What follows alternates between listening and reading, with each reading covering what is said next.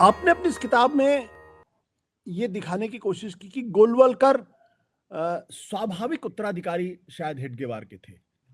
हालांकि उनका time period जो आरएसएस में था वो बहुत कम था उस वक्त, उनके जो तमाम साथी थे उनकी तुलना में ज्यादा से ज्यादा 3 साल, और इन 3 सालों में वो हेडगेवार के बड़े करीब भी आ गए। और गोलवलकर को उन्होंने फिर अपना प्रमुख भी चुना अपने जाने के बाद। ऐसा क्यों हुआ, क्या कारण था? देखिए, ये गोलवलकर उन सारे जो शर्तें थी हम्म। संघ की और हेडगेवार की, हम्म। उस पे बिल्कुल खरे उतर रहे थे। हम्म। गोलवलकर, अ, आप देखिए संघ का जो पृष्ठभूमि है वो एंटी ब्रिटिश एजिटेशन से अपने आप को बाहर रखने का पृष्ठभूमि है।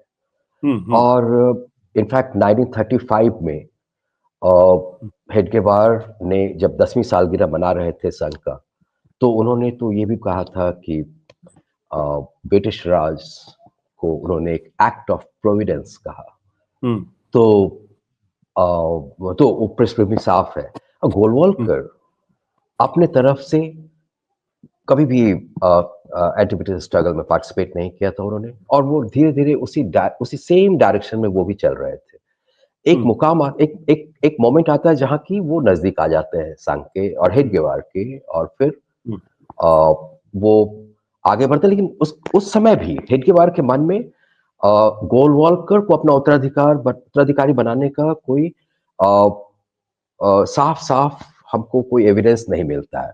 एविडेंस जो हम्म। मिलता है वो ये कि वो बालाजी हुद्दार को, जो हम्म। पहले सरकारवाह थे संघ के, जब हम्म। हेडगेवार सरसंघ चालक बने उस समय में, हम्म।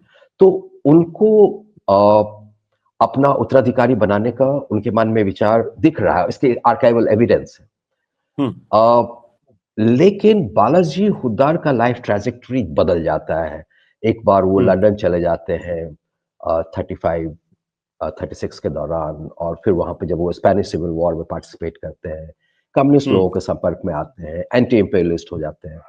और जब हम्म। वो वापस आते हैं 38 के अंत में, और हम्म। जब हेडगेवार से उनकी बात होती है, फिर 39 में भी एक राउंड होती है बात, तो हेडगेवार को समझ में आ गया कि दोनों का रास्ता अलग हो चुका है। और हम देखते हैं कि हम्म। वहां से गोलवलकर बहुत ज्यादा नजदीक आ जाते हैं। मतलब सावरकर, ये सॉरी, हेडगेवार गोलवलकर के बारे में काफी सोचने, क्योंकि सेकंड मीटिंग जो खुद्दार का है हेडगेवार के साथ, हम्म। उसके वो है नासिक के पास एक देवलाली जगह था जहां ये उस समय रह रहे थे कुछ दिनों के लिए। हम्म। हेडगेवार, गोलवलकर वहीं पे जाके खुदार मिलते हैं। तो हम देखते हैं कि वहां से लौटने के बाद, देवलाली हम्म। से लौटने के एक हफ्ते के बाद, हेडगेवार गोलवलकर को नंबर 2 बना देते हैं, सरकारवाह बना हम्म। देते हैं।